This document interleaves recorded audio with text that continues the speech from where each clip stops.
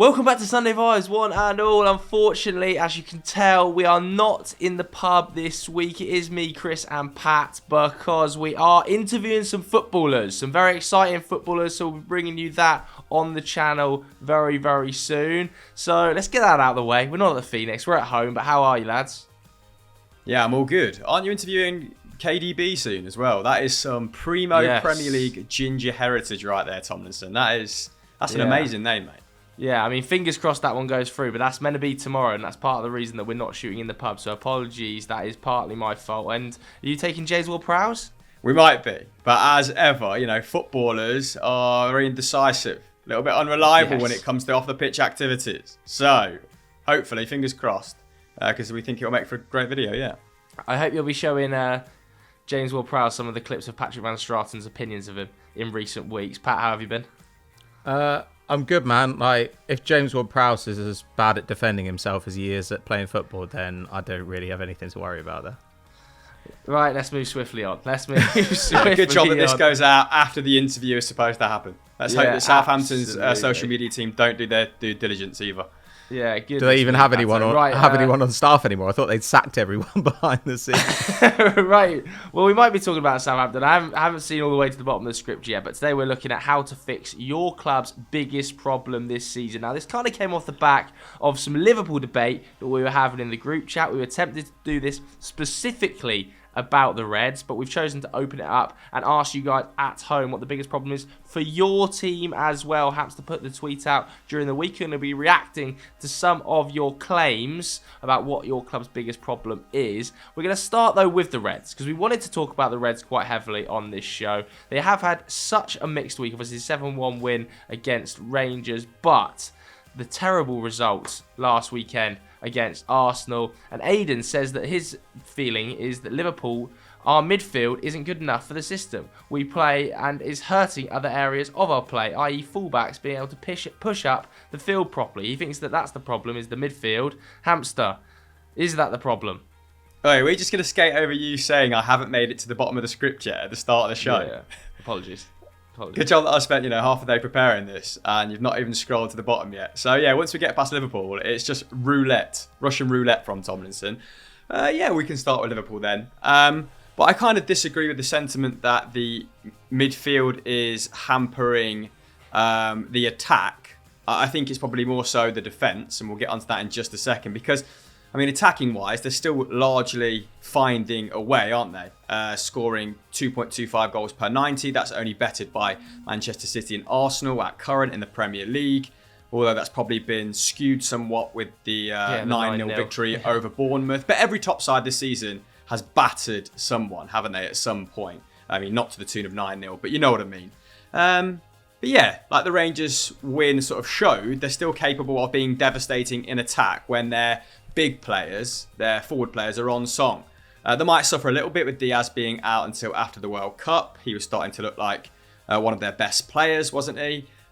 Still a lot more to come from Jota and Salah, both underperforming against their expected goals. So Klopp can expect, well, hopefully, an uptick in form from them pair, while Firmino sort of keeps them ticking over. But yeah, defensively, very, very suspect. And I think the midfield has a lot to answer for in that department. They've conceded 12 Premier League goals at the moment. That's twice as many as this stage last season. They've only kept 2 clean sheets in their previous 12. And it's mental that I think in the other 10 games, they've conceded the opening goal on every occasion. Yeah.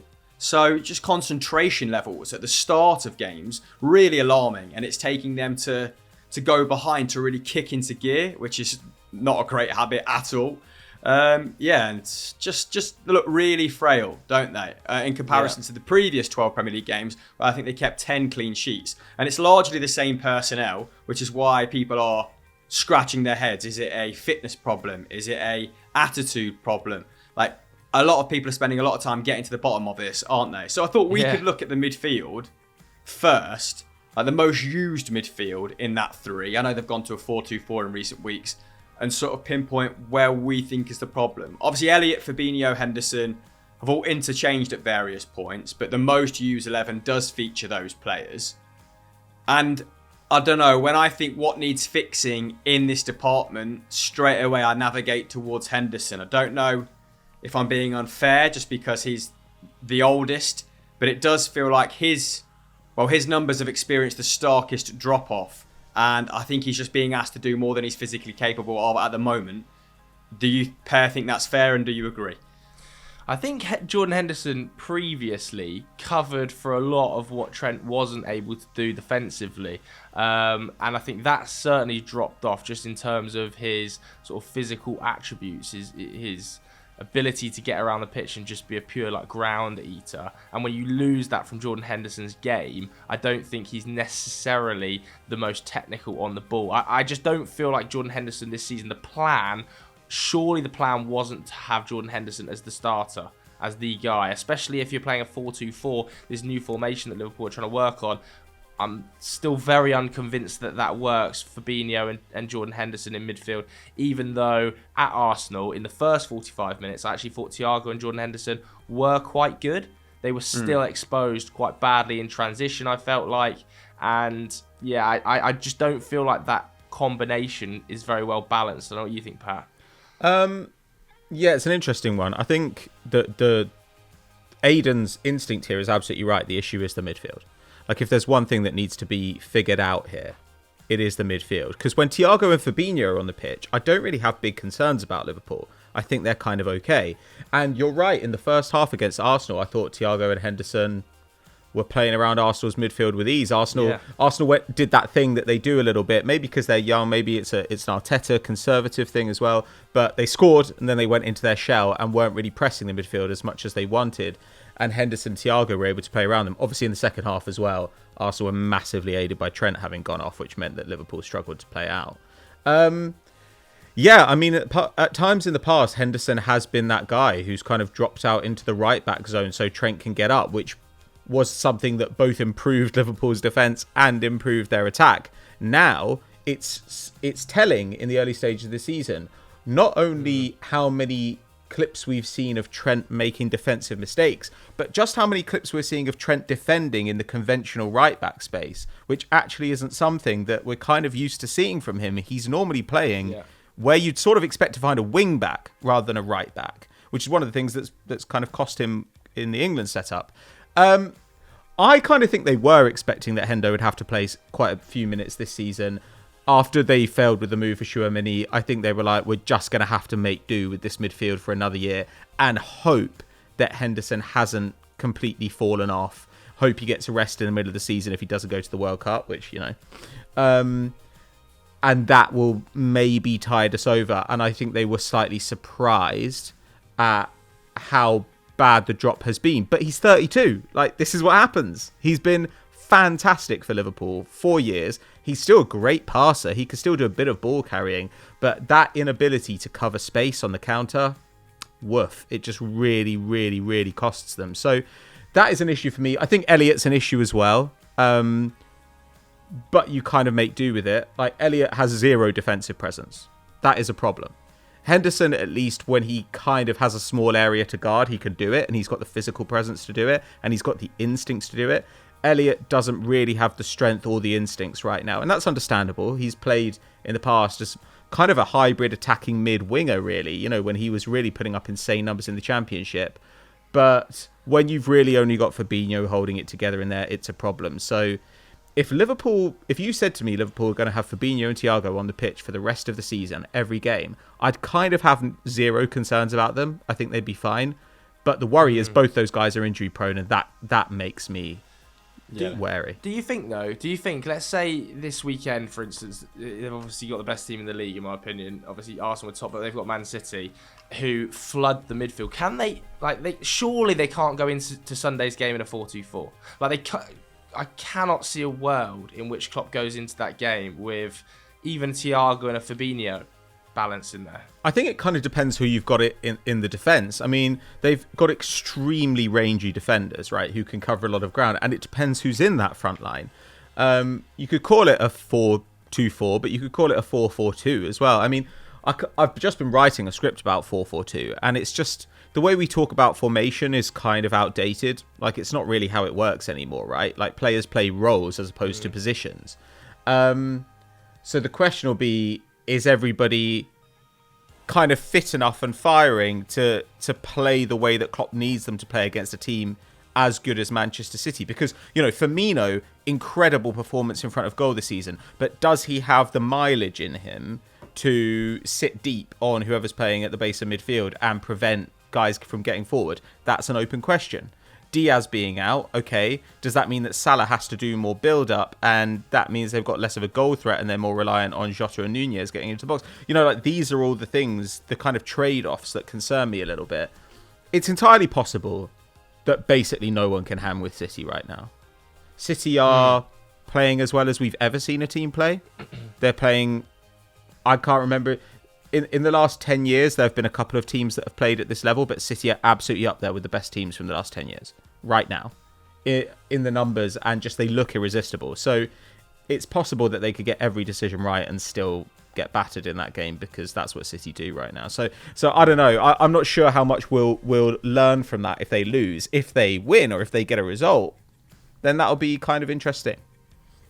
Yeah, I imagine it would, given he went with that approach against Arsenal, I imagine that's how they are thinking about taking on Manchester City, right? Because I don't think you'd change your game plan too significantly for Manchester City at the moment versus Arsenal, which are obviously very complimentary towards Arteta's men. Maybe we'll go a bit more of a 4-2-3-1. I thought that's what they did do against Arsenal. I thought of it as a 4-2-3-1 against Arsenal. Yeah, Jota in that 10 space. Yeah. I think he played really well. I think it was a little bit underreported how effective he was in the first half at getting in between Arsenal's defence and midfield. So yeah, I feel like that is the tactic they will adopt. Henderson obviously came off against Rangers, didn't he, midweek after 60 or so minutes. So I feel like he has been earmarked for a starting berth and will be relied on quite heavily. But yeah, I mean, Henderson's drop-off from last season hasn't been massive. But when you look at his numbers from 2019-20 in the title-winning campaign, his defensive numbers have halved. His defensive pressures are down from 21 to 14. Like Pat said, he's just not capable of covering Trent to the same degree anymore. But can a fit Thiago help finesse that? Absolutely. Can an on-form Fabinho help finesse that? Yes. It'd be interesting to see if he starts with Nunez or Firmino down the centre.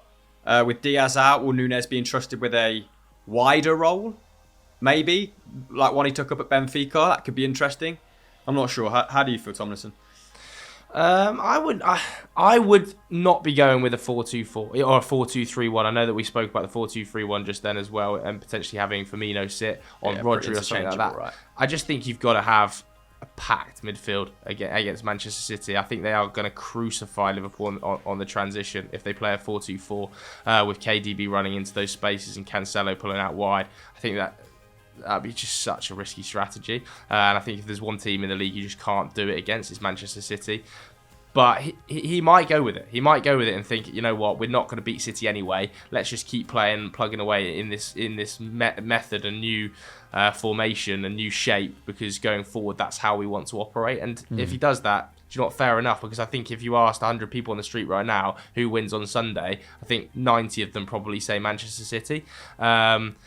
And they are going to be reliant as well on, some brilliance in the forward areas without a player like Trent. We've highlighted Trent's defensive issues over and over, but, he's still in that area of chance creation alongside Robertson where they're extremely reliant, aren't they? As they have been over the last few years. And without Trent in that side, and Robertson's still a question mark over whether he'll start, because Tsimikas might hold down that position. Mo Salah is going to have to step back into the gear that we saw over the last few seasons. Coming into the Rangers game, he'd scored 9 goals in 43 games in 2022. That's just not good enough. He hasn't looked the same player after the AFCON, in my opinion, in terms of goal scoring prowess. He doesn't look clinical in front of goal. He doesn't look confident in front of goal. He looked like a different Salah against Rangers, that 6-minute hat-trick, fastest hat-trick in Champions League history. And his creative numbers still really strong across the board.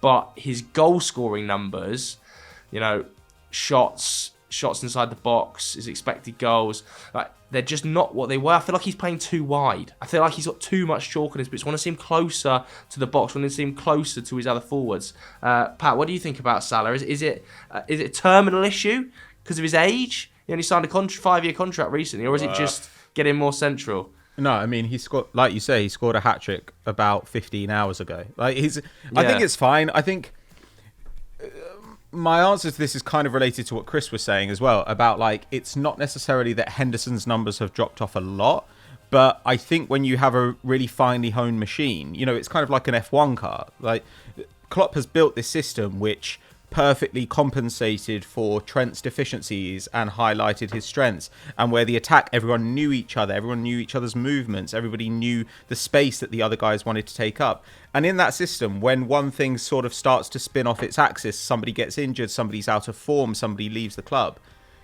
then I think it's very easy to suddenly get this cascading bunch of failures, you know, because they're not an old car where you can just like jam something in and like crank it up and it'll kind of get going again, like a Dyche team. Like, this is a side where Klopp over the years has built something that's really finely calibrated, and so when it goes wrong kind of spectacularly.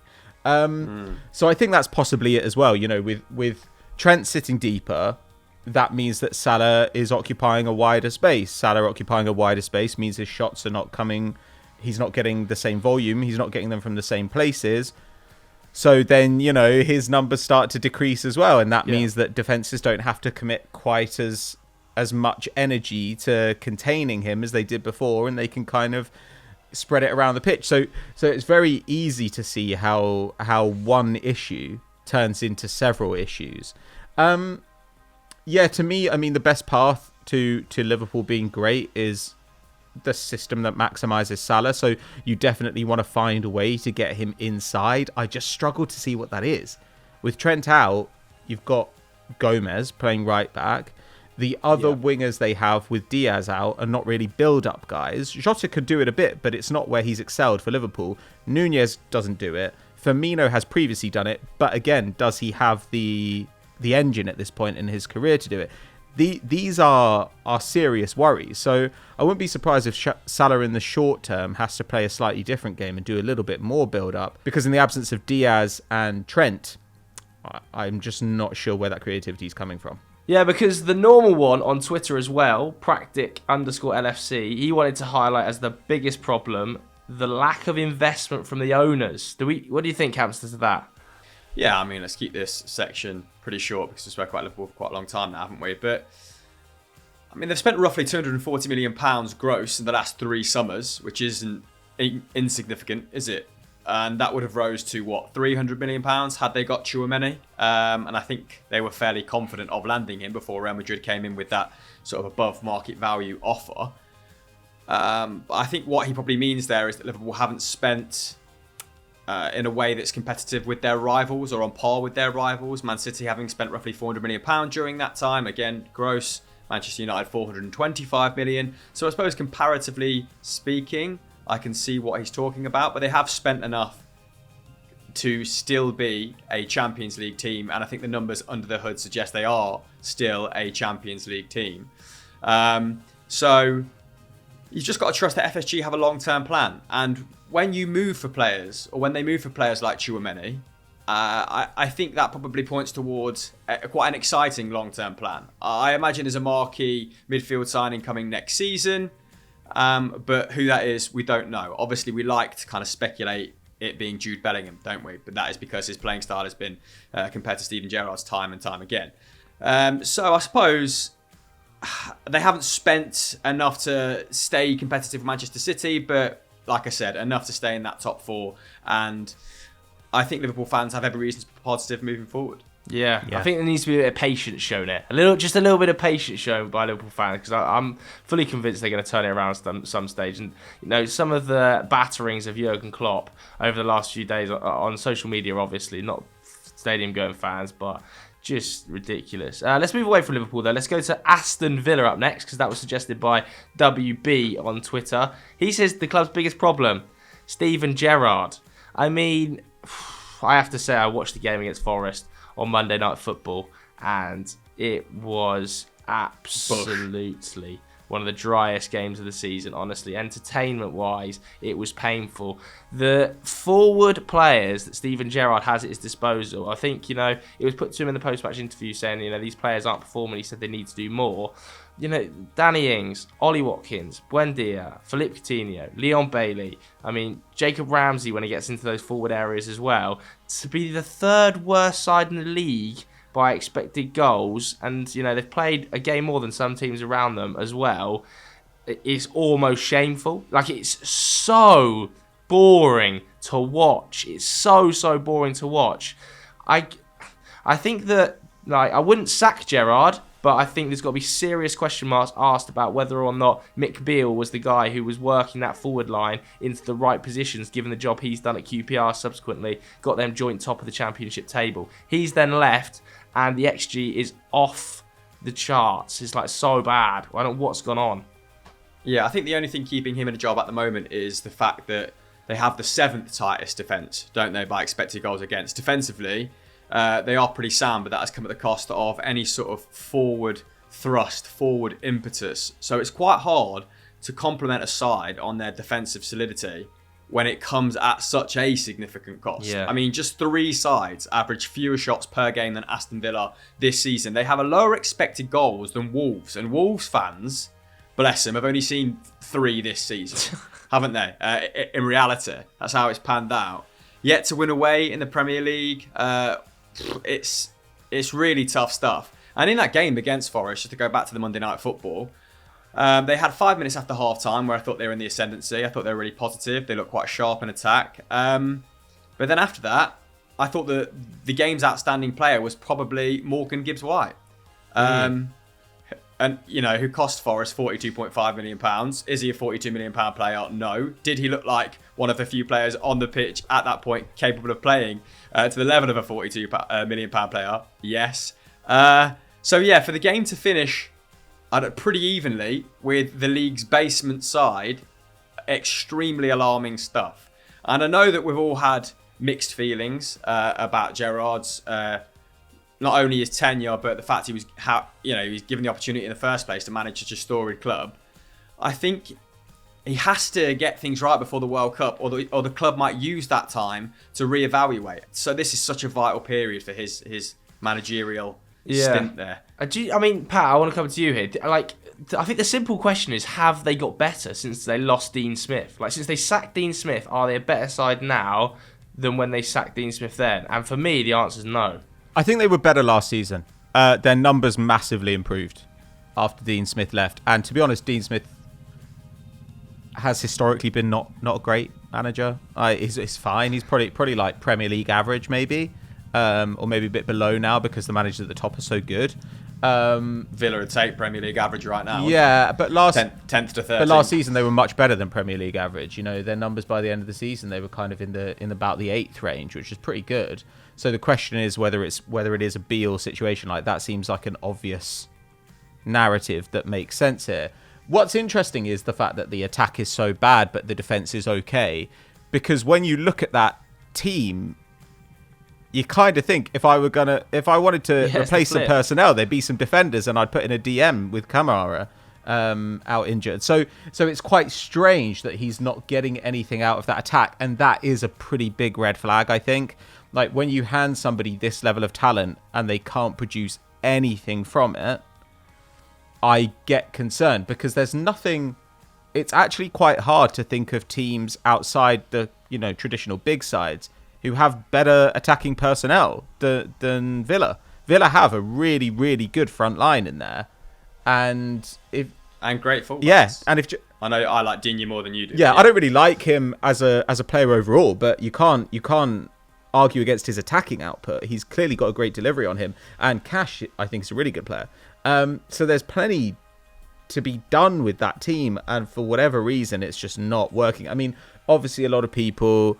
We were critics of the Diego Carlos move, and that obviously, went badly. The decision to make McGinn captain, that's another thing that, people can kind of use as a stick to beat Gerrard with. But just the fact that he can't get a tune out of an attack like this, this starts to make me concerned. Do you know what I find even more concerning as well? And Carragher did a great piece on the importance of fullbacks in Gerrard's system. He obviously plays them very high and wide. It makes the rest of the team more narrow to compensate. And they become almost like in a 3-4-3, like really important components of the attack. Sort of like Klopp's 4-3-3 as well, which has very much been his blueprint, or was his blueprint at Rangers.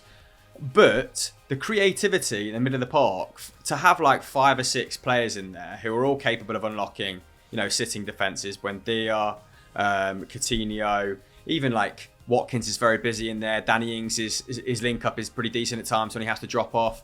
To be so ineffective in the middle of the park, to not be able to string together passing sequences, to be so ugly on the eye, it's like a new squad.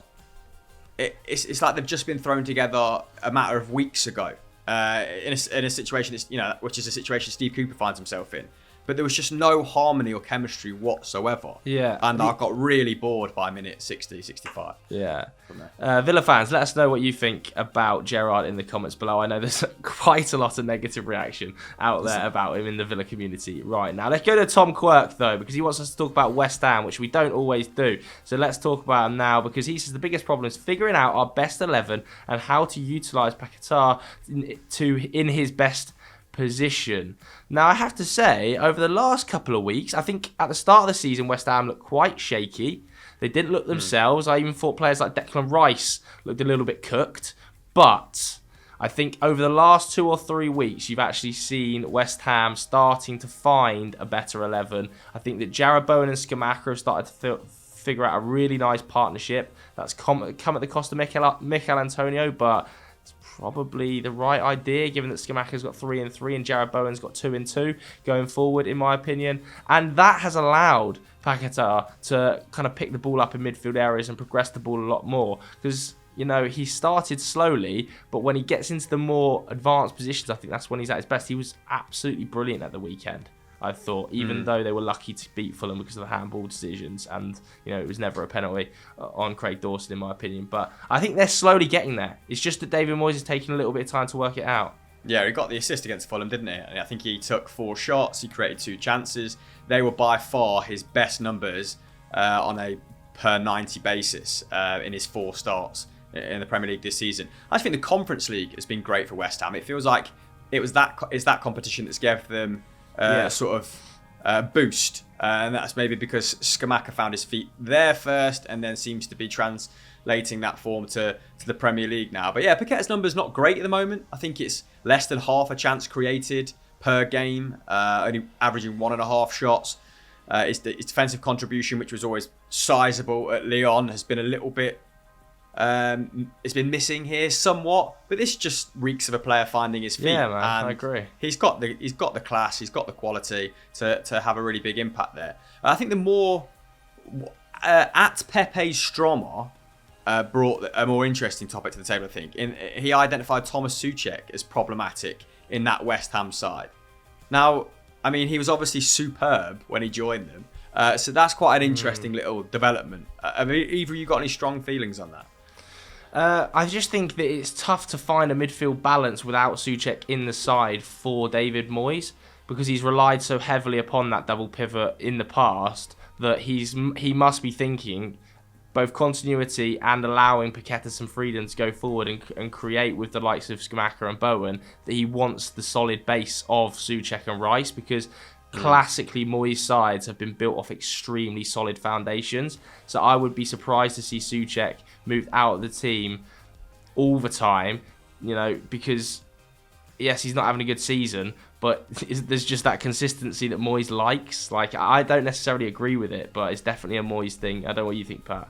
I think it might be easier if Paquetá starts to kind of take off for them. That gives them a bit more progression in there, because Souček is a weird player. I mean, he's not so much a box-to-box midfielder as like a box-and-box midfielder. Like, this is a guy who's in the top 10% of midfielders for touches in the penalty area, as in the attacking penalty area, but he's also in the top 3% of midfielders for clearances. So he just pops up in both boxes, and in between he doesn't do a great amount of progressive passing.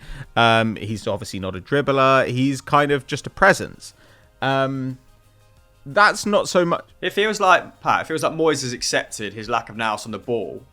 It feels like the trade-off for his physicality is worth it. But do you think they can become a better side with someone who maybe doesn't have that, skill set, that expansiveness on the ball or ability to build from deep But do you if you think put they can progress Paqueta, if with you him put in there? Paqueta that deep, then I think you lose the creative element that I just don't think you. I'm can maybe have him thinking that about a much new of a player spot. here, but Yeah, I mean, buying a better player will make your team better. I think that's probably the case. Like, I don't know if it's a lack of nous on the ball. Like, I think he knows what he's meant to be doing. He understands his role. I think it's a lack of skill. Like, he's just not a particularly skillful midfielder. He doesn't complete passes at a very high rate. I think he actually performs the role kind of the way that Moyes wants to. And again, Yeah. we always go back to this. Fellaini under Moyes did exactly what he wanted him to, but was also limited in all these ways. Fellaini not under Moyes was an absolute disaster and looked like a clown. And that was partially because managers always looked at him and thought, I want you to play like a normal midfielder, and that's not what Fellaini does. So I think that, in the long run, especially if Rice goes, they will need to get a more skillful player, somebody who can progress the ball. But in the meantime, I don't think there's any reason to imagine that there's like some cap they can't overcome on the quality of the side with Souček in it, given that they were much better than they are now last season with Souček in the side. So I still think that there's a path there. To be honest with you, I think the Paqueta-Scamacca link is really probably going to be the thing that defines their season. Because it took Paqueta a while to settle at Lyon as well, and obviously never really settled at Milan. So if they can develop that understanding, that'll go a long way to solving these issues. Yeah, agreed. Let's go to Leicester next. Let's fly through a few of these. Then Jesus. Harry Wincott says Brendan Rodgers, but I mean Harry Wincott probably ran out of Twitter characters to describe the problems at Leicester, Hamster. yeah. Wow. I mean, you're just hoping that after the Forest victory, well, I was personally, maybe not you, Per, that they could just go on a streak that would take them to mid-table come the World Cup, right? And the fixtures were pretty favourable. After Forest, obviously, came Bournemouth, the perfect team to play when you're in dire need of 3 points. Well, maybe less so in recent weeks to give them their dues. But they were put to the sword 2-1, and more damningly went ahead in that game, didn't they? I think people need to start putting a little bit more respect on Phil Billings' name. In the outings I've seen him this season, he's been impressive. Scored a good goal in this game, as well as Ryan Christie, ex-Celtic. I thought he would make an impression at Premier League level. It's taken a little bit of time. Got his first Premier League goal against Leicester, but yeah, just really disappointing. And he made a couple of tweaks, which I enjoyed seeing going into that Bournemouth game, like giving Patson Daka an opportunity to start up front. I think he's done more than enough off the bench to warrant that. I mean, Samare as the sort of lone pivot in that 4-1-4-1, I think I'm yet to see that work. It feels like he's back on his last chance after making slow progress following a really slow start. Leicester, there's now talks of Kasper Schmeichel returning in January. Like, what a hideous 6 months that would have been for all parties involved. Yeah, I think we're probably going to have to do a how to fix Leicester at some point, aren't we? Go into this in great detail, but Yeah, man. hell, man. Yeah, if you guys want to Rubbish. see us do a how to fix Leicester City, then drop a comment below saying how to fix Leicester, please. Right, Manchester City up next. I mean, RB says Vij Svim Villain. I mean, I ain't got no problems. I mean, like, it's not a problem. Akanji plays there and looks unreal there. It's not a problem because it just allows them to move into a back three out of possession. Cancelo gets about 50 yards further up the pitch. They look class when Stones was playing as the right back. Walker is obviously an outrageously good player and covers for a lot of their deficiencies. But I just don't even think it's a problem. I think the ability to play Akanji and Stones there, move to a back three out of possession and play Cancelo higher up the pitch is just outrageous. And he's going to be back in 3 weeks, 4 weeks time, isn't he? So I just don't think Man City have got any problems, really, personally. I don't know if you two disagree. The absolute fucking gall of a Man City fan to join in on this subject. Yeah, I'm not having it. So let's move to the other side of Manchester where Mateus says United, and he believes the problem is not having a single off-the-ball specialist forward. I mean, if that's the case, what's Rashford then? Is that not exactly what Marcus Rashford is? A specialist at getting in behind, a specialist in transition and working off the ball. I feel like he's having one of his best seasons in a long time. Looks extremely confident. 3 goals, 2 assists so far in the Premier League this season. Should have been 4 if that ridiculousness wasn't chalked off at Everton. Looks good in the Europa as well. And our best 11 includes him, which you couldn't even have said 12 months ago. So I feel like Mateus is chatting a bit of nonsense there. I think there are bigger problems in different areas. Talking of off-the-ball specialists, what did you make of Casemiro against Everton then? I feel like that was his most prominent game so far. I mean, off the ball, great. He is just an off-the-ball behemoth, isn't he? He just sweeps up every counter-attack and transition possible. On the ball, yeah. I mean, not the prettiest. It's not the prettiest, is it? When he's like trying little things. He's trying a lot more than I thought he would. I thought he would keep it really simple. Just lay the ball off 10 yards and move it and break play up. He actually tries some quite expansive play, like little flicks around the outside, Cruyff turns, diagonal balls. You know, there was a moment against Everton where he kind of burst 50 yards upfield and should definitely have scored a header from 6 yards out. I didn't think that is what I was expecting from Casemiro at the start of the season. I just think he's trying to get used to it, playing in a slightly different role under Erik ten Hag. I think Erik ten Hag expects him to be a little bit more expansive than he had to be at Real Madrid when he was playing in a midfield 3 with 2 of the greatest passers of all time. Now he's playing in a double pivot and he's got to be a bit more expansive with it.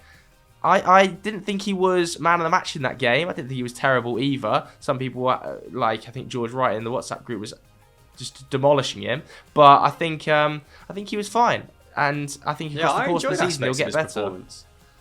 He was just kind of both extremes in 2-minute intervals, wasn't it? Yeah, which is fun to watch, right? I think, like Spade's Abstract says here, a bigger problem could well be Martial not staying fit. I think we look an awfully lot better side when he's on the pitch. That first 25 minutes, I thought United actually played some of their best football of the season, bar the mistake from Casemiro for the goal. When Martial picks the ball and turns and can drive at people, he's much better at bringing other players into play than Rashford is as a 9 or Ronaldo is as a 9. I think that's a big blow for United. Fortunately, it's not a bad injury. Hopefully he's back this weekend.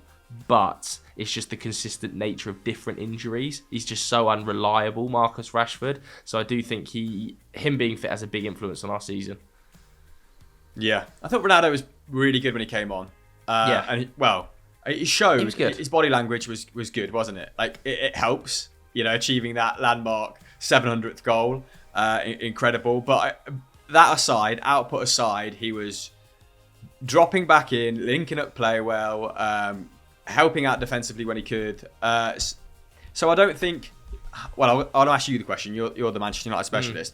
I mean, what do you think the difference is between Manchester United with a fully fit Anthony Martial and one where he's in and out of the side owing to injury? Is it significant what they can achieve, those two different sides? I think it actually is. I think it is. I think that having Anthony Martial fit not only adds depth, but it adds first team quality. I think he would be a starter if he was fit every single week. So that level might be the difference between 4th and 5th, which is a big swing even in one position. I just hope that he can stay fit for him as much as anybody else as well, because this feels like his last chance saloon at Manchester United as well. He's worked under so many different managers now. It felt like coming in from pre-season, he was so confident. He had such a good relationship with Erik ten Hag. When he's played this season, he's scored goals, he's got assists, he's looked immediately dangerous under ten Hag. But he just can't stay fit. So I really hope for him it doesn't become a season-long problem. Arsenal, from Enric Colden, says, your biggest problem is squad depth and Gabriel, crying emojis. I don't really think Arsenal have that many problems. Is Gabriel a problem? Really? For one of the best defensive structures in the league, a team that's conceding that few shots, Pat? I think it's Enrico LDN, by the way. As in, like, Enrico in yeah, London. It is. It is Enrico. Sorry, Enrico. I think squad depth, yeah, definitely. Arsenal clearly wanted another winger in the summer. If a winger gets injured, it starts to look a little bit thin. Arsenal wanted a central midfielder in the summer. Ditto there. So I think that those are things to consider. I don't think Gabriel's really a problem. He's definitely got the... I've said this before, he's got the bozo gene, he definitely has the ability to make a rash, panicky decision in the moment. But Arsenal's defence being good is not based on defenders making good decisions all the time. It's based, as you said, on a structure which prevents teams getting into those positions in the first place. Against big sides, they're going to get into those positions anyway because they've got the players to pick their way through. And then maybe Gabriel is going to be a little bit of an issue at times. But again, I think all defenders, if they're put under pressure, they're forced to make defensive decisions. Even the best defenders in the world rarely make the best decisions again and again and again. It just doesn't happen. Defending's really hard. His passing used to be a bit of an issue, but now, especially when you have Zinchenko or Tierney in the back line, plus White, plus Saliba, that's not really a problem anymore. So I don't think it's an issue. It's frustrating seeing him make these mistakes time and time again, but he's also still relatively young. I don't know. I guess I just don't think... Do I think it's going to cost Arsenal anything this season? Not really. I think it's much more likely that, say, Saka gets injured and that costs us something. Or one of the midfielders gets injured and that costs us something. Those are much bigger worries for me. Yeah, agreed. And of course, if Arsenal want, they can play Tomiyasu. They can play Tomiyasu. You know, he can play at right back, and White can go into the heart of defence. White can move in. Or Tomiyasu can play with his left foot, and he can go on the left side of defence. So it's just not a major problem. I think if it becomes a real worry for Arteta, he's got the capacity to do something about it. There are other positions where if something goes wrong, Arteta can't really do much. Let's move outside the Premier League, though, because one man who was linked to the Wolves job, Hamster, was Big Ange. And I'm not going to lie, I feel like on my timeline, I don't follow that many Celtic fans that aren't called Chris Hamill, but there seems to be a bit of a split about the nature of the results in the Champions League. Yeah, I've had some heated exchanges in recent weeks with some Celtic fans who, are, you know, for the most part, are pretty reasonable. But a lot of people saying that basically we're out of the Champions League after 4 match weeks, and that as such, you know, we've got egg on our face. We should be embarrassed about that. And I think people are just misconstruing the results with, I don't know. They're putting too much onus on the results. Let's say. I think the performances have been really, really good. Like against RB Leipzig, we were extremely competitive across 2 ties. We went toe to toe with a very good side, a very expensively assembled side, let's say, and one that is much further on in their development, despite, you know, Tedesco that blowing up in their face earlier in the season. They've got a high caliber manager in under Marco Rosa, and to see Celtic still in the game at the end of the game in a Champions League tie, it was great. It felt like, okay, this is really good for our development, for this very young squad's development. It's not about getting through to the last 16 or sneaking into the Europa. It's about fleshing out this blueprint of Ange's and giving us a good platform to get into the last 16, a la Benfica, a la Porto, irregularly in 3, 4, 5 campaigns time. But yeah, so I've got to say, I think it's been a reasonably good campaign, and I'm uplifted by the performances. All right, fair enough. Let's move on to another European side with their problems. Not that Celtic have too many, given how well they're doing domestically as well. But one side who certainly had problems midweek, Pat, Barcelona, who I have to say, how did Inter... I can't remember the lad's name now, but why did he not just square it? Why did he not square it at the 95th minute chance? I mean, Pat, Barcelona, they've risked it all in the short term, haven't they? And it's kind of backfired. Yeah, that's a worry. The financial future of the club is a worry, which would be quite funny if they were just done as a business enterprise. But it's kind of sad in a way, because actually Xavi, for all my doubts about him, has done a fantastic job. He has managed them so well. Now, obviously, there have been mistakes in the Champions League, you know, and injuries have really cost them too. Defensive injuries, but they played Bayern I'd say they outplayed Bayern for a half. They outplayed Inter for at least a half at the San Siro. Yesterday, I think that they were the worst side, but I think that kind of happened. It's basically a game where they were playing a goal down, right, as it went on, because they knew they needed to win, and so they had to overcommit, and it's just what happens. But yeah, there's a disconnection here between the hierarchy, who've built a club in a very foolish and unsustainable way and have really committed themselves to enormous long-term financial issues by gambling everything on this season. And then there's the front of house, which is, Xavi managing this side, has created a really good team. I'd say there's obviously wastefulness in there as well, because, they bought Ferran Torres 6 months ago, and guy can't buy a game now. Just, they spent £50 million on him, and he's got like 250 minutes this season. It's embarrassing. So Xavi does have some things to answer for as well. But when it comes to creating a side that play a press and possess style of football at a really high level, I can't really criticize him too much. I think he's done a bang up job. So I've seen here, Caleb Rose says creativity and various goal scorers for Barcelona. I don't really think that's an issue. I really don't. I mean, Dembele, Pedri, Rafinha, that's quite a lot of creativity. Yes, Lewandowski scored a lot of goals this season, but that doesn't mean other people aren't scoring goals. It's just that he's scoring a lot. Yeah. I don't really worry about it. I think they'll be fine as the season goes. The bigger question is what Barcelona look like next year, 2 years' time. I have to say, I was chasing a few nibbles last night, obviously, after that Shocking result amongst Barcelona fans. But the only areas I think that I would be questioning Xavi over is I think he has made a lot of decisions around... I think he's obviously decided that he's going to try and build a real Spanish core of the team.